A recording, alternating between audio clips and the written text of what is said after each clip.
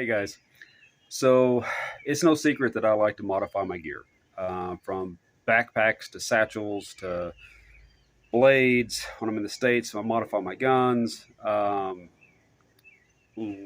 only thing that comes to mind that I haven't modified is my Tough Possum Gear satchel, the Shackleton, and my Origin knives, the Woodsman and the Shirley. They just didn't need to be modified; they were fine the way they are. Um, but I enjoy tweaking gear to fit me. And I was talking with my son the other day, and as some of you guys know, he's in the infantry, and he was mentioning that he has a BK2, the Becker, and would love to be using it out in the field, but it's just for its size, it's just heavy and kind of bulky. So he asked me if I would mind doing some modifications. Oh yeah, I can do that. So I thought I'd make a video series out of this because it's probably going to take some time, um, and bring you guys along on the journey of kind of trimming the fat and making a BK2 a little bit more useful, at least in my eyes. Okay, here's the specs on the BK2. 10 3/4 inches overall, 5 1/4 inch long blade, 1/4 inch thick. It's at a 1095. Rockwell somewhere between 56 and 58. Comes in a drop point with a flat grind, black finish, uh, Zytel handle. It's got a 5.5 inch long handle and weighs a whopping 15.90 ounces. Comes with a really cheap polymer sheath too. But you guys are probably well aware of what the Beckers look like. Um, I mean, they're really, really popular. We picked this up for my son's birthday about 8 years ago. And there's another picture. All right, so let me show you what his Becker looks like now. All right, here is his 8-year-old Becker BK2. Um, the belt loop has been lost to time. I have no idea where that's at. There's the Zytel sheath, and I've already made one modification, which you guys can probably tell. I had convexed this thing right after he got it because the factory grind wasn't the best. So here's his with a full convex grind there. The rest of the knife, though, is stock. There's the Zytel plastic handles.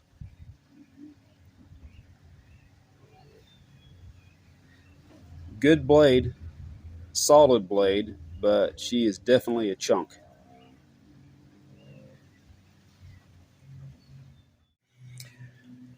One thing that we did buy to go along with his BK2 were some micarta scales. These are canvas micarta. Picked those off of eBay,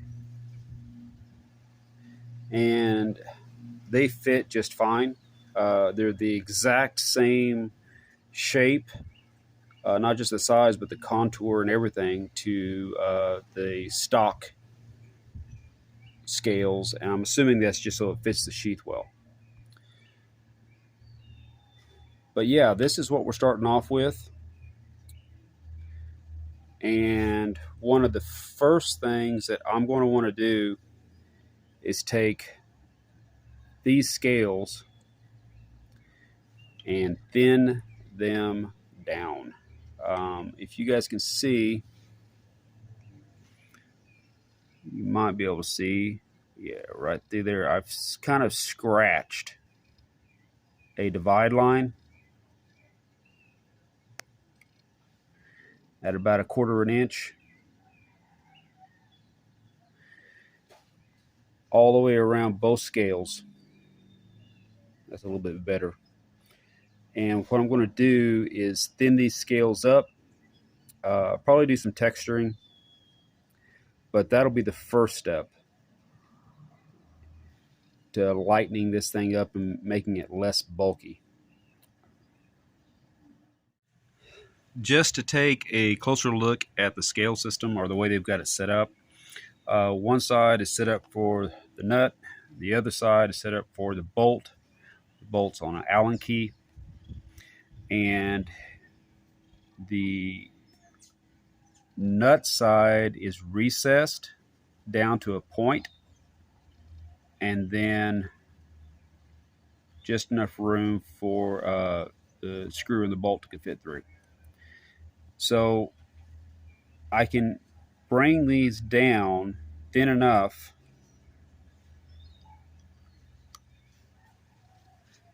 that I don't hit the bolt. So that's kind of the goal here.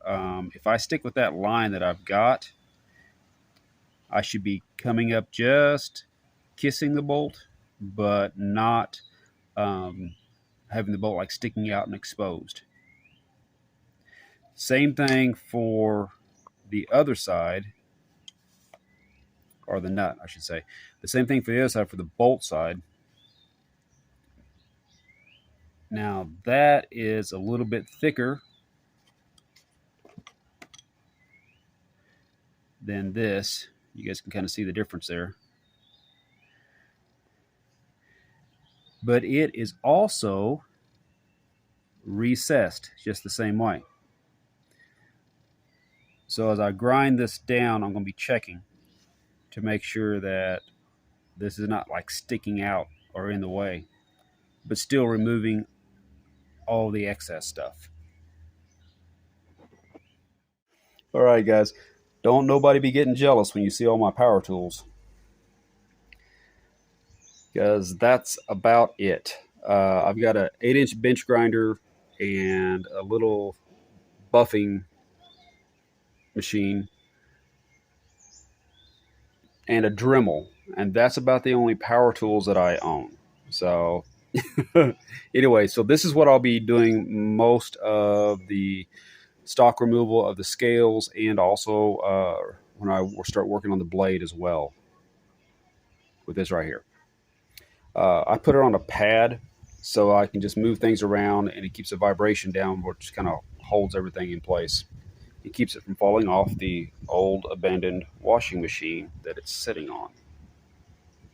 High speed, low drag.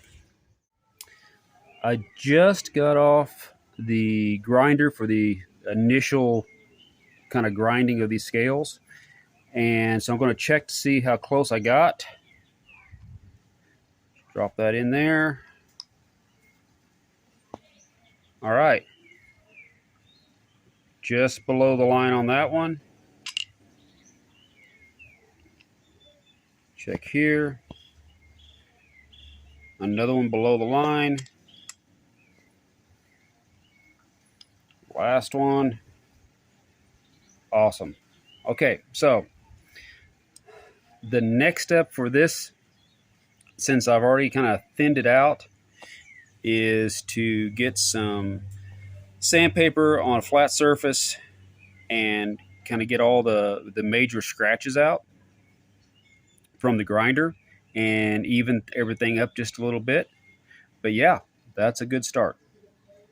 That only took a couple minutes. You guys can see I was using the 120 grit coming across here. Basically, I'm just trying to get most of the area around the bolt holes, so that's nice and flat as a reference point.